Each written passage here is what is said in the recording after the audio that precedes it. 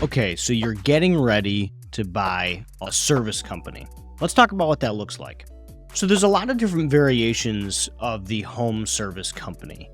There's plumbing, there's HVAC, there's pest control, there's roofing, and you need a general idea of what you want to be looking for as you're thinking about these acquisitions and where to find them.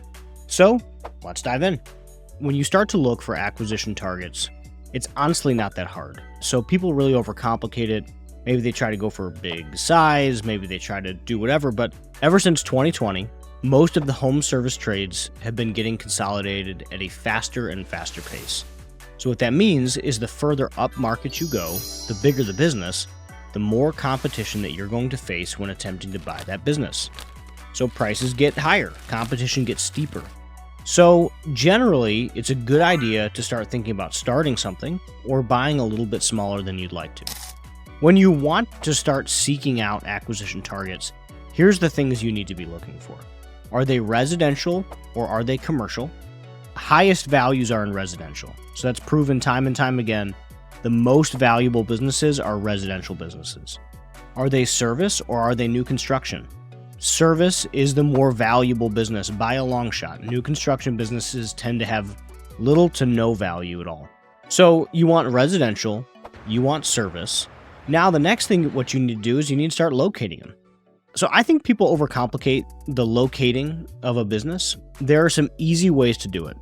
When I found my first and second business, what I started doing was I just started mailing letters. So I got on Google and I searched plumbing company, Akron, Ohio.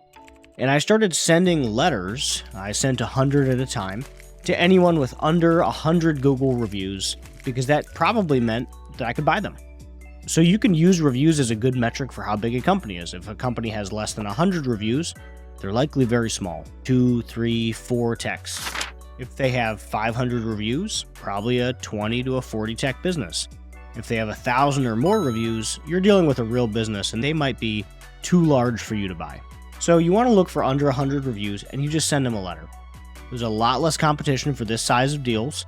And if you can target them so that they can be exactly what you're looking for, residential, service businesses in whatever industry you're seeking.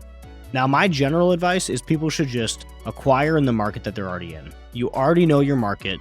You already have some connections. You already know people there. And the hardest part about that first little bit is getting leads, getting customers. And if you already are established somewhere, then that's a good fit. What you don't want is you don't want to uproot your entire life, move across the country, bring your family, try to get settled in a new area, and completely change careers into one of the toughest jobs there is, which is managing a small business. So stay rooted where you are, send out letters, let people know that you're a part of the community, and see if you can strike up a deal. Now, almost every deal that we've done has a component of seller financing, so I would encourage you to bring that up. We talk about that on the newsletter, how to bring that up, how to talk about it, how it's a win for the seller as well as a win for the buyer. So you can use seller financing, you can use cash, and you can also get SBA notes. That is preparing to acquire a business. The where is wherever you are. The what is a residential service company in a trade that you feel like you are interested in. And the how is with seller financing or bank notes.